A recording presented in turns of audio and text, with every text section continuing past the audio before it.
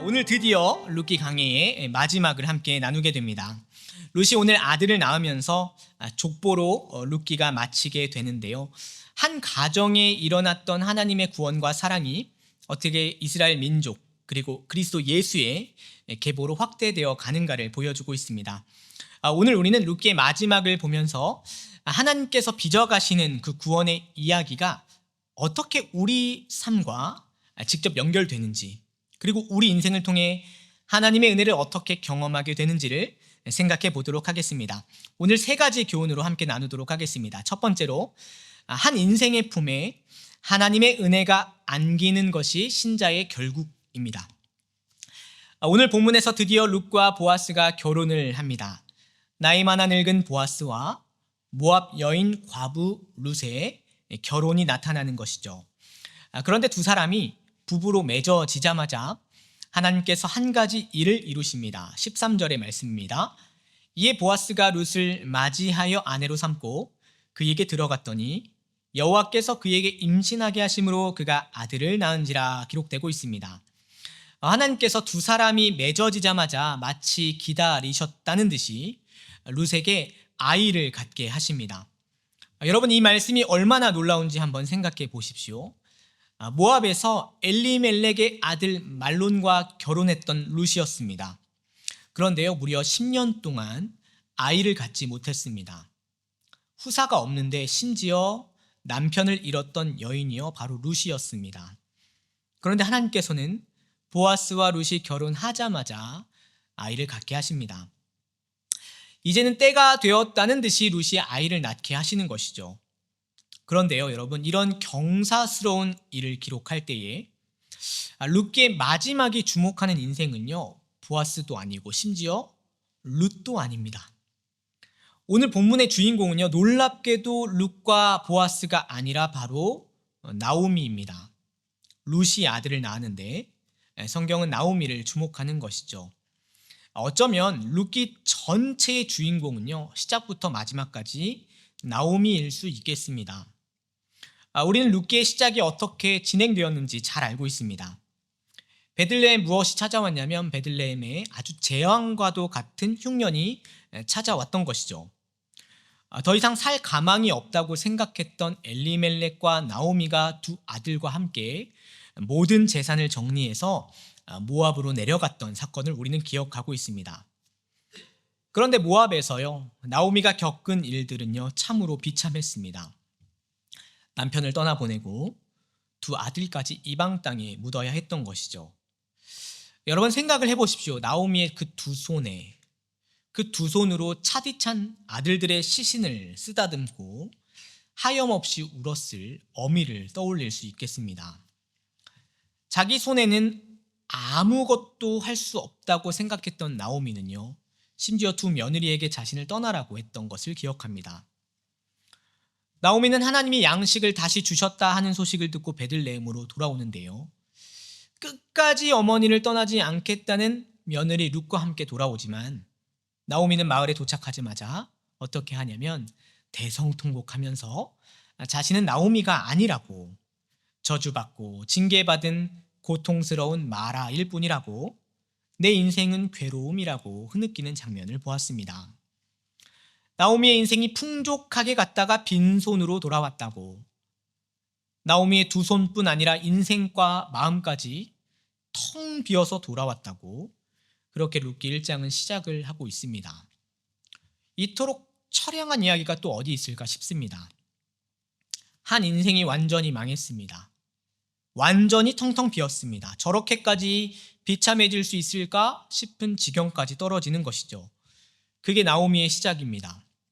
여러분, 그런데요, 이런 이야기들은 사실 나오미만의 이야기가 아니라 우리 주위에서 너무나 쉽게 발견됩니다. 나오미가 경험하는 인생의 쓴잔이요, 실제 우리 주위의 이야기들입니다. 아니, 어쩌면 사실은 나오미의 이야기가 나의 이야기일지도 모르겠습니다. 한국에서 사역하면서요, 나오미처럼 텅 빈 인생들이 얼마나 많은지 짧은 사역의 기간에서도 얼마나 많이 보았는지 모릅니다. 한 가지, 두 가지 차례대로 예를 좀 들어보자면, 한 가정은 이런 가정을 겪었는데 두 부부가 다 시각 장애인으로 살아온 것이죠. 열심히 안마사하면서 살아왔는데 태어난 두 아이는 아주 다행히 시력을 물려받지 않아서 사랑으로 감사로 키워내고 있던 중에 키우던 아이가 초등학교에 가면서 점점 시력이 퇴화돼서 자신과 똑같이 점점 못 보게 되는 소식을 듣고 슬피 우는 엄마의 고백을 들었습니다. 또 어떤 경우를 듣냐면 자녀 셋을 낳아서 기도로 삶의 신앙으로 열심히 양육하다가 43세에 자녀 셋을 두고 췌장암으로 떠난 아버지의 이야기를 보았습니다. 자신의 유일한 소망은 내가 키운 두 아이가 성인이 될 때까지만 건강히 버티다가 그 이후에 부르심을 받았으면 좋겠다는 어머니가 있었는데 6학년 딸아이를 두고 암 투병 중에 주님께 부름받은 이야기를 보았습니다. 일찌감치 아내를 떠나보내고 날마다 기도하시면서 혼자 두 아이들을 열심히 키우시던 아버지가요, 갑자기 백혈구 이상으로 갑자기 돌아가신 이야기를 보았습니다. 또 다른 삶에서는 삶이 가난하고 힘들어도 유일한 자랑이 아들이었지만 그 아들을 갑자기 먼저 떠나보내면서 오열하시는 권사님의 이야기도 보았습니다. 초등학생 아들을 둔 아버지가 전기 공사를 하다가 감전사로 갑자기 세상을 떠난 이야기도 보았던 것이죠. 제가 고작 어른들 사역, 교구 사역을 3년 했을 뿐인데요. 그 3년의 시간 속에서 인생이 얼마나 비참한지, 그런 장례식들을 참석하고 때로는 그런 장례식들을 20차례 집례하면서 느끼는 그 먹먹한 마음이요, 사람 인생에 대해서 얼마나 많은 텅 빈 괴로움을 주었는지 모릅니다. 어떤 생각을 했냐면 이게 나오미만의 이야기가 아니구나, 인간이 겪는 실제적인 삶의 비참함이구나 생각하면서 가끔은 그런 일들이요 도저히 받아들이기가 힘들어서 목회를 그만두고 싶다라는 생각이 들었던 적이 있습니다. 룻기의 시작은요 텅 빈 인간의 처지를 보여주고 있습니다. 마치 나오미의 인생 가지고 뭘 가르쳐 주냐면 그게 인생이라고, 그게 사람 사는 이야기라고 직면하게 하는 듯합니다. 그런데 오늘 룻기의 마지막에 이르러서 나오미의 그 두 손에 한 아이가 안기는 것이죠. 손에 쥘 것이라고는 하나도 없었고 마음에는 위로받을 길이 없던 한 여인의 그 두 손과 마음에 한 아기가 안기는 것입니다. 여인들은 이 아이를 보면서 나오미와 함께 기뻐하는데요, 그것이 14절에서 16절의 말씀입니다. 여인들이 나오미에게 이르되 찬송할지로다, 여호와께서 오늘 내게 기업 물을 자가 없게 하지 아니하셨도다. 이 아이의 이름이 이스라엘 중에 유명하게 되기를 원하노라. 이는 내 생명의 회복자이며 내 노년의 봉양자라. 곧 너를 사랑하며 7 아들보다 귀한 내 며느리가 낳은 자로다 하니라. 나오미가 아기를 받아 품고 그의 양육자가 되었다라고 기록되고 있습니다. 여러분, 여인들의 입에서요 찬송이 터져 나옵니다. 그리고 나오미가 아기를 받아 품에 품고 꼭 끌어안는 것이죠. 그간의 모든 괴로움이 이 아기를 안는 순간 위로를 받습니다. 그간의 모든 텅 빈 마음이요 이 아기를 품는 순간 채워지는 것이죠. 룻기는 바로 이 장면에서 나오미에게 집중합니다. 텅 빈 나오미로 시작했던 룻기가 생명으로 채워지는 나오미로 끝맺는 것이죠. 여러분, 룻기가 나오미로 시작해서 나오미로 마치고 나오미에게 집중하는 이유가 무엇이라고 여러분은 생각하십니까? 저는 이것이 하나님의 백성들이 경험하게 되는 신자의 결국을 보여주기 위함이라고 저는 생각합니다. 우리 인생에 어려움이 없는 것이 아니고 어쩌면 나오미의 텅 빈 괴로움이 우리 인생이 겪는 비참한 쓴잔이지만 하나님께서 그 인생을 버리신 것이 아니라고, 반드시 신자의 결국에는 그 품에 안게 하시는 하나님의 은혜가 있다고 말씀해 주시는 것 같습니다. 앞서 저는 나오미처럼 텅 빈 아픔을 겪었던 성도들의 예와 그 가족들과 자녀들의 이야기를 일부 나누었습니다. 그런데 그 자녀들과 가족들은 지금 어떻게 살고 있을까요? 소식을 들어보니 진짜 감사하게도 그 모든 가정들이요, 지금도 신앙으로 살고 있습니다. 아무도 하나님을 떠나거나 저주하거나 돌아서지 않았습니다. 여전히 괴롭고 힘들지만 그래도 주님 앞에 있기로, 베들레헴에 돌아온 나오미처럼 그래도 하나님 앞에서 살기로 그렇게 살아가고 있다는 소식을 듣습니다. 주 앞에만 있다면, 그 언약 안에 있다면 신자의 결국에는 반드시 이런 위로가 있으리라고 믿고 살아가고 있다는 소식을 들었습니다. 십자가 이후에 부활이 있었던 것처럼, 여인들의 입술에서 찬송이 쏟아졌던 것처럼, 나오미가 두 손에 아기를 품에 품고 위로를 얻었던 것처럼 하나님께서는 보라고, 신자의 결국에는 반드시 하나님의 은혜가 있다고, 그러니까 끝까지 그 인생을 살아내라고 말씀하시는 것 같습니다. 오늘 여러분의 인생은 어떤 삶을 살고 계십니까? 혹시 채워지지 않는 빈잔을 살고 계십니까? 그 잔에 담긴 인생이 참 쓰고 괴롭다는 생각이 드십니까? 그럴수록 여러분은 하나님의 은혜에 기대어야 합니다. 우리 주님은 신자의 결국에는 반드시 그 두 손에 하나님의 은혜를 안기신다고 말씀하십니다. 이 사실을 기억하시고 우리 삶의 매일에 용기를 잃지 않는 저와 여러분이 되시기를 첫 번째로 바랍니다. 두 번째로 주시는 교훈은 무엇일까요? 하나님은 가장 흔한 이야기로 구원의 역사를 이루어 가십니다. 그렇다면 하나님은 어떻게 나오미의 결국에 위로를 만들어내셨을까요? 어떻게 나오미의 위로를 만들어내시고 그 결국을 이끌어 가시는 걸까요? 주님은 오늘 나오미의 결국을 만들어내시기 위해서 어떤 일들을 사용하셨을까요? 룻기는요, 한 가정의 이야기로 시작하고 한 가정의 이야기로 끝이 납니다. 근데 그 배경이 어디냐면 사사시대라는 배경이거든요. 당시 사사시대를 배경으로 하는 성경책이 있죠. 사사기가 있는데 그 사사기에는요, 수많은 일들이 일어났고 수많은 일들이 기록되었습니다. 전쟁이 있기도 하고 위대한 사사들이 세워지기도 하고 동족끼리 깨어지는 일이 있기도 하고 때로 모든 민족이 징계를 받는 큰 사건들이 일어나기도 하였습니다. 그런데요, 그 시대 속에 기록된 룻기는요, 이 룻기에서 나타나고 기록되는 사건들은요, 한없이 평범합니다. 룻기에는 그저 그런 우리 주위에서 볼 법한 그런 사건들로 가득 채워져 있습니다.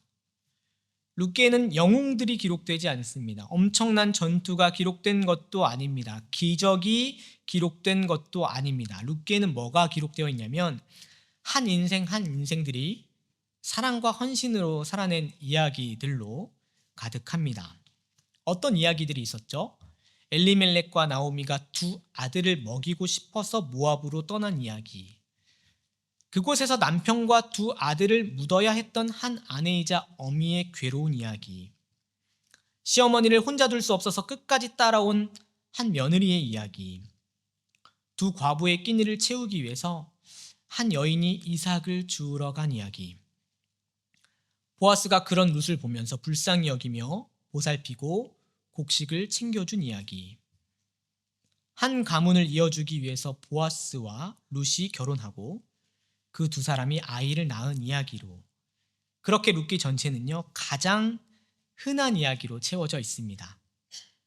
사람 사는 이야기, 그래서 살아내야 하는 이야기, 생존하고 애쓰고 사랑하고 헌신하는 이야기, 그런 이야기들로 룻기가 채워집니다. 룻기에는 선지자도 없고 제사장도 등장하지 않고 기적과 능력도 베풀어지지 않지만 가장 일상적이고 가장 평범한 이야기에서 놀라운 이야기가 이어지는 것입니다. 오늘 나오미의 품에 한 아기가 안겨 있습니다. 그 흔한 이야기들이 연속되어 나타난 결과가요, 한 아이의 출생입니다. 그런데요, 그 아기가 구원의 역사로 이어지는 중요한 연결 지점이 되는 것이죠. 17절의 말씀, 그의 이웃 여인들이 그에게 이름을 지어주되 나오미에게 아들이 태어났다 하여 그의 이름을 오벳이라 하였는데 그는 다윗의 아버지인 이새의 아버지였더라라고 기록되고 있습니다. 나오미 품에 안긴 아기의 이름이요 오벳이라고 기록되어 있습니다. 그런데 이 오벳이 누구일까요? 이 오벳은요 바로 다윗의 할아버지입니다. 각 인생들의 흔한 이야기, 그러나 사랑과 헌신으로 살아낸 이야기가 빚어낸 결과는요 다윗의 왕가, 곧 하나님의 구원의 역사를 이루어갈 구속사로 이어지는 것입니다. 어떤 영웅도 기적도 능력과 권세도 등장하지 않지만 하나님은 기어코 이런 평범한 사람들의 이야기를 통해서 다윗의 계보를 이어가시는 것이죠. 성도 여러분, 하나님은 이렇게 일하십니다. 사람들이 볼 때 가장 볼품없고 보잘것없는 인생들의 이야기로 기어이 구원을 이루시는 것이죠. 사실 우리 인생이 살아내는 모든 순간이 사실 그렇지 않습니까? 여러분 살아보니까요, 저는 이민 오면 조금 특별하게 살 줄 알았는데 뉴질랜드 생활이라고 뭐 그렇게 특별하지 않더라고요. 아침에 일어나서 도시락을 싸는 이야기, 아침에 안 일어나는 딸 잔소리하면서 깨우는 이야기, 학교 늦을까봐 화를 꾹 참아내면서 한 번 더 안아주고 기도하고 등교시키는 이야기, 하루 종일 열심히 일하고 또 픽업하러 가는 이야기, 저녁 먹이고 설거지하고 빨래하고 말리고 하루 일과 정리하고 또 일어나서 도시락 싸는 이야기, 언제 컸나 싶게 시간이 훌쩍 지나 아이들을 키워 떠나 보내는 이야기, 한 사람을 만나 결혼하고 한 사람과 함께 아이를 낳고 그렇게 키우고 어느새 늙어서 혼자 남아 노년의 세월을 보내는 이야기, 누군가는 죽고 또 누군가는 살아남는 이야기. 우리 인생이 얼마나 평범하고 특별할 것이 없는지, 이렇게까지 흔하게 살아가는 이야기가 또 있을까 싶을 정도로 애쓰고 사랑하고 헌신하는데 결국 큰 두각은 드러내지 못하는 이야기. 그게 어쩌면 우리 삶일 수도 있다는 생각이 자주 제 머리를 스치게 되는 것이죠. 매일 열심히 살지만 결국 남는 것은 없고 시간은 흐르고 언젠간 잊혀지고 말 이야기가 우리 삶에 반복된 일상이라는 생각을 해볼 때가 있습니다. 그런데요, 하나님은 오늘 룻기를 통해서 무엇을 보여주시냐면 그 인생이 바로 구원을 이어가는 구속사의 현장이야 라고 말씀하십니다.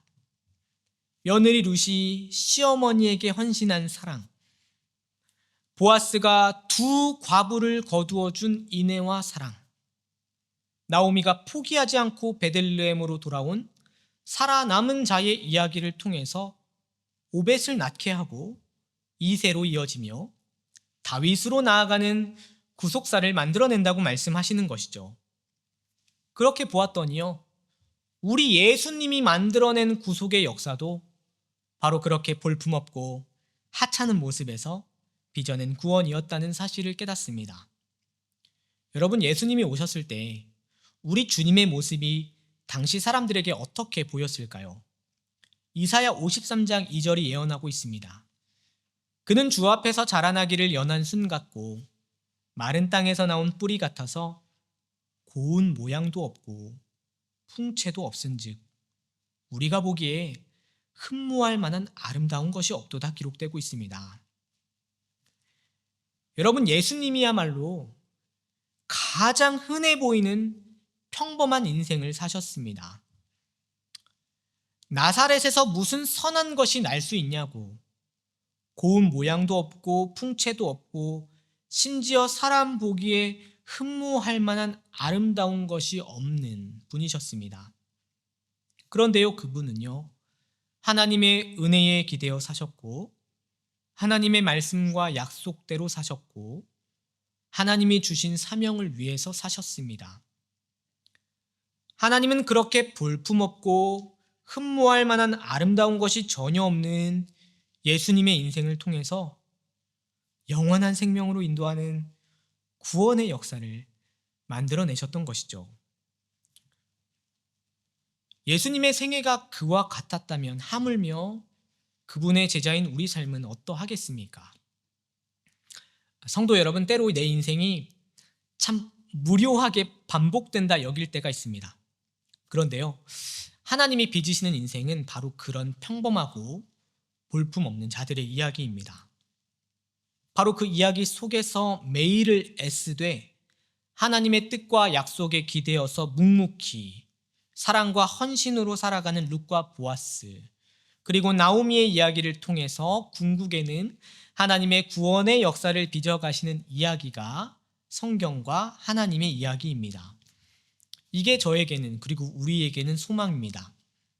오늘 여러분의 인생에 나타나는 반복된 일상, 평범하다 못해서 흔한 생애, 고운 모양도 없고 흠모할 만한 것이 전혀 없지만 그 인생에서 나오미가 힘을 얻고 룻과 보아스가 만나고 기업 물을 자의 은혜가 나타나고 거기서 한 아기가 태어나는 것입니다. 매일 똑같아 보이는 바로 그 하루에 자녀가 자라가고 남편과 아내가 힘을 얻고 또 감당하는 일상 속에서 하나님이 증거되고 내 신앙이 드러나며 텅 빈 아픔으로 사는 이웃이 그 인생 때문에 새 힘을 얻는 겁니다.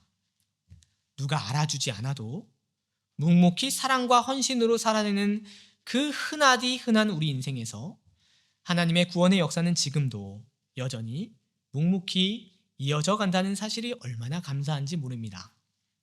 그러므로 여러분, 그 흔한 인생, 여러분 똑바로 사십시오. 제대로 사랑하고 제대로 밥 먹이고 최선을 다해서 성실하게 살되 하나님의 은혜와 사랑을 증거하고 나타내는 일을 반복되게 살아내십시오. 필요하다면 룻처럼 가족과 시어머니를 위해서 두 팔 걷어붙이고 일하고, 필요하다면 보아스처럼 답이 없는 과부들을 보면서 볶은 곡식으로 대접하십시오. 그렇게 산다고 누가 알아주는 것은 아니지만 그 평범함 속에서 하나님의 사랑과 은혜를 담아서 여러분 그렇게 똑바로 사십시오. 그러면 거기에서 구원의 역사가 만들어집니다. 이 사실을 믿는 자, 흔하고 반복되는 바로 그 인생을 진지하게 믿음으로 살게 될 것입니다. 이 사실을 잊지 마시고 오늘도 여러분에게 주어진 바로 그 일상을 충실히 살아내므로 하나님의 구원 역사에 하루하루 동참하시는 저와 여러분이 되시기를 두 번째로 바랍니다. 마지막 교훈입니다. 하나님은 과정과 역사를 기억하시고 그분의 뜻으로 이끄십니다. 룻기는 오늘 나오미의 텅 빈 손에요, 한 아기를 안겨주는 것으로 이야기를 마치고 있습니다. 그런데요, 기승전결이 다 지나갔잖아요. 기승전결이 다 마친 나오미의 이야기가 거기서 끝나지 않는다는 것이죠. 룻기는 갑자기 족보를 기록하고 있습니다. 여러분, 족보는 무엇입니까? 족보는 무엇이냐면 한 세대가 다음 세대로 이어지는 기록입니다. 한 인생이요, 그 인생으로 끝나지 않고 다음 세대로 이어져가는 시간을 담아내는 것이죠. 그 세대가 세대를 지나 이어질 때 우리는 그 시간을 뭐라고 하냐면 과정이라고 말을 하고 역사라고 말을 합니다. 하나님은 오늘 족보를 기록하게 하십니다. 그런데요, 그 족보의 면면에는 그냥 지나칠 수 없는 과정과 역사가 담겨 있습니다. 18절에서 22절의 말씀입니다. 베레스의 계보는 이러하니라. 베레스는 헤스론을 낳고 헤스론은 람을 낳았고 람은 암미나답을 낳았고 암미나답은 나손을 낳았고 나손은 살몬을 낳았고 살몬은 보아스를 낳았고 보아스는 오벳을 낳았고 오벳은 이새를 낳고 이새는 다윗을 낳았더라. 아멘. 기록되고 있습니다. 오늘 본문에 여러분, 베레스는 누구입니까? 베레스는 누구냐면 유다의 며느리였던 다말이요, 시아버지와 관계를 해서 낳은 아들입니다. 그 다말이 가문의 대와 유다의 후손을 이어가야 한다는 열망이 만들어낸 역사가 바로 베레스입니다. 그런데 하나님이 어떻게 하시냐면 시아버지 유다에게서 아이를 가진 다말을 책망하지 않으시고요, 오히려 가문을 이어가도록 힘써야 할 유다가 며느리 다말을 모른 척한 잘못을 드러내십니다. 하나님은 어떻게 하시냐면 오히려 하나님 백성의 과정과 역사를 이어가려는 다말의 의지를 계보로 택하십니다. 오늘 본문의 살몬은 누구일까요? 살몬은요, 그 아내를 라합으로 두었던 사람입니다. 여리고성의 라합, 가나안 여인, 유일하게 하나님의 역사에 두려움을 갖고 하나님의 백성이 되기로 소망했던 라합을 떠올리게 하는 인물이 살몬입니다. 하나님이 어떻게 하셨냐면 라합의 소망, 곧 이방 여인이었지만 하나님의 백성이 되기로 소망한 라합의 그 바람을 택하시는 것이죠.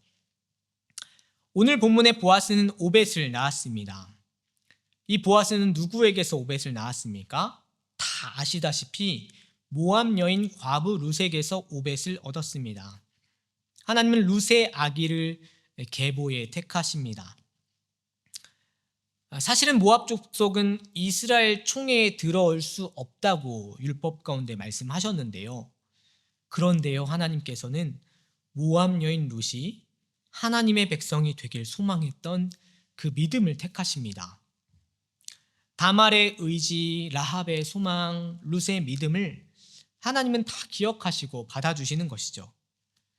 여러분 생각해보면 사람들은 손가락질 할 수 있는 인생들입니다.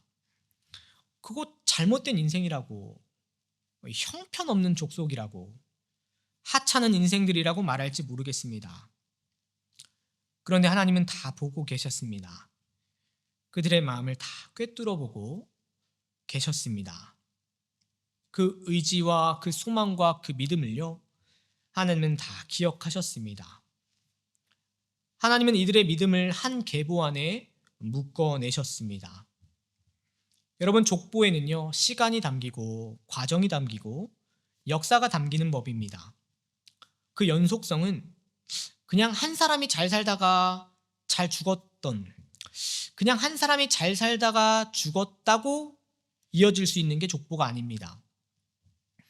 그냥 다만 한 사람이 최선을 다해 살았다가 죽었다고 족보가 만들어지지 않습니다. 그냥 살몬 한 사람이 가나안 여인과 결혼했다고 족보가 이어지는 것이 아닙니다. 룻이 결혼해서 아기를 낳았다고 족보가 만들어지는 것이 아닙니다. 각 인생들의 선택과 결정을 과정으로 빚으시고 역사로 이어가시는 하나님의 위대한 손길과 은혜가요, 족보를 만들어내는 것입니다. 오늘 이 족보는 어떤 족보입니까? 다윗의 왕가를 만들어내는 족보입니다.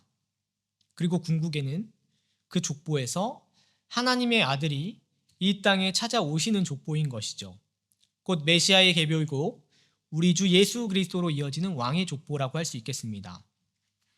한 인생들의 발버둥과 헌신, 당장 결과를 보지 못하고 마친 생애의 결과들을요, 하나님은 다 묶어내시고 다 정리하시고 이어가셔서 그리스도 예수의 탄생으로 이끄셨던 것이죠. 여러분, 룻기는 그렇게 끝이 납니다. 나오미 한 사람의 이야기가 아니라고, 신자가 살아가는 삶은 그냥 한 사람의 이야기가 아니라고, 한 생에는 한 페이지를 살아내는 시간이라고, 그래서 다음을 바라보는 과정이라고, 그것으로 역사를 빚어내는 재료들이라고 말씀하십니다. 족보는 그렇게 이어져 갑니다. 그리고 그 족보는 그리스도 예수에게서 완성되는 것이죠. 사랑하는 성도 여러분, 우리는 그냥 한 인생으로 왔다가 한 인생으로 가는 존재들이 아닙니다. 때로 인생에 찾아오는 비극들로 텅 빈 마음을 느끼기도 하고 누가 알아주지 않는 참 흔한 인생을 사는 것처럼 보이지만 이 모든 일을 그리스도 예수 안에서 하나님은 무엇으로 빚으시냐면 과정과 역사로 빚어 가십니다. 여러분이 살아간 인생을요, 그리스도 안에서 이어가신다는 말입니다. 그게 어디 가지 않고 시간이 되고 과정이 되고 역사가 된다고 보여주십니다. 하나님이 그것을 다 기억하시고 필요한 시간에 사용하시고 그리스도 예수 안에서 성취하신다고 말씀하십니다. 하나님은 과정과 역사를 기억하시고 반드시 그분의 뜻대로 이끄신다는 그 믿음, 이 믿음이요, 우리 삶의 모든 문제와 사건과 만남을 이해하게 하는 능력이 되는 것이죠. 오늘 말씀을 맺고자 합니다. 여러분, 나오미가 살아낸 한 이야기가 그리스도를 비추는 인생과 역사가 되었다면 우리 살아내는 오늘의 시간도요, 그리스도를 전하는 과정과 역사의 한 페이지가 될 것입니다. 때로 여러분의 인생이 평범하게 느껴질 수 있습니다. 때로는 더 비참하게도 나오미처럼 텅 빈 인생처럼 보일 수도 있습니다. 그러나 하나님은 신자의 결국에 은혜를 안겨주시는 것이죠. 그리고 우리의 일상적인 삶 속에서도 구원의 역사를 이루어 가시는 것입니다. 흔한 인생일지라도 한번 태어났으면 죽을 때까지 끝까지 믿음으로 여러분 살아보십시오. 그 안에서 하나님의 은혜와 구원의 역사가 반드시 이어질 것입니다. 그 믿음을 오늘도 내 인생에 살아내심으로 내 인생의 사건들 속에서 일희일비하지 마시고 그리스도 예수 안에서 과정과 역사를 통해 영광 받으시는 하나님 앞에 오늘을 살아내시는 저와 여러분이 되시기를 예수님의 이름으로 축원합니다.